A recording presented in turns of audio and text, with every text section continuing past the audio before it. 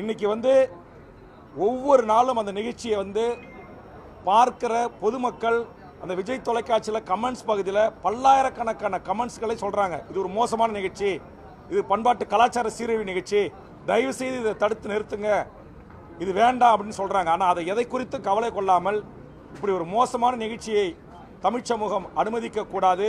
தமிழக மக்கள் இதற்கு பெரும் ஆதரவு தர வேண்டும். என்னுடைய இந்த போராட்டத்திற்கு எங்களுடைய உணர்வுகளை புரிந்து கொண்டு மாண்புமிகு தமிழ்நாடு முதலமைச்சரும் தமிழக அரசும் உடனடியாக அந்த நிகழ்ச்சியை தடை விதிக்கணும்.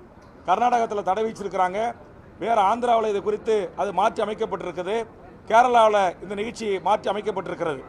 மற்ற மாநிலங்களில் அந்த மக்களுடைய உணர்வுகளுக்கு அந்த அரசு மதிப்பளித்திருக்கிறது, விஜய் தொலைக்காட்சியினுடைய அந்த மாநில நிர்வாகம் மதிப்பளித்திருக்கிறது.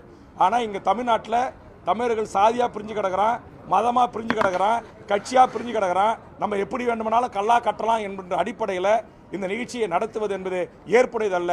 அதனால் உடனடியாக தடை விதிக்க வேண்டும் என்ற வேண்டுகோளை முன்வைக்கிறேன். அப்படி இல்லை என்று சொன்னால் தமிழக வாழ்வுரிமை கட்சி எடுக்கிற அந்த போராட்டம் ஒரு நியாயமான மக்களுக்கான போராட்டம் என்கிற அதற்கு மதிப்பளித்தாவது மாண்புமிகு தமிழ்நாடு முதலமைச்சர் இதற்கு ஒரு தீர்வை காண வேண்டும் என்று எனது அருமை பத்திரிகை ஊடக நண்பர்களின் சார்பாக வேண்டுகோளை முன்வைக்கிறேன்.